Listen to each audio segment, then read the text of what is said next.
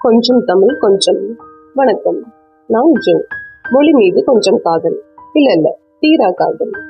நான் படித்த ரசித்த வரிகள் வார்த்தைகள் சிலவற்றை பகிர்கிறேன். உள்ள போறதுக்கு முன்னாடி ஒரு குட்டி இன்ட்ரோ. பச்சை பசேல்னு மலைகள், பார்வைக்கு போர்வை போல பனிமூட்டம், மெய் வருடும் குளிர், மனம் வருடும் அமைதி, இப்படியெல்லாம் இருக்கிற மலைகளோட அழகு பற்றி தான் இங்க நம்ம பார்க்க போறோம்.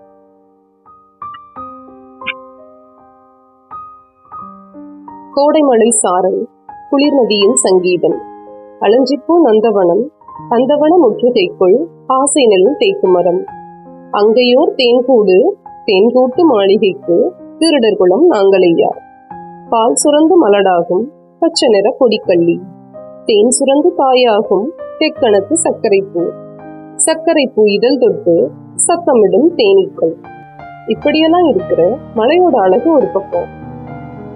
ஆனா ரோஜாவை நேசிக்கிற நாம அதன் வேற நேசிக்க மறந்தது போல, மலையழக ரசிக்கும் நாம அங்கு வசிக்கும் மலைவாழ் மக்கள் துயரத்தை மறந்தது போல இங்க சில வரிகள். தொட்டிலே கிளிப்பிள்ளை, தோள் மீது மயில் மனைவி, தோலணைந்த மனைவிக்கோ தொகை தொகையாய் நோய் நொடிகள், வானில் நிலவுண்டு வயிற்றுக்கு சோறுண்டா, நடையில் ஒரு தவவேகம், நயனத்தில் புத்த நிழல், காட்டு மூலிகை போல் கண்டெடுக்க முடியாமல் கோட்டை குடிசைகளில் உயிர் வாழும் நடைபெணங்கள்.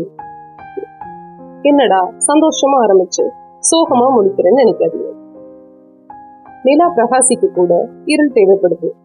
நிலவை ரசிக்கிற நாம அந்த இருளையும் ரசிக்கத்தானே செய்றோம்.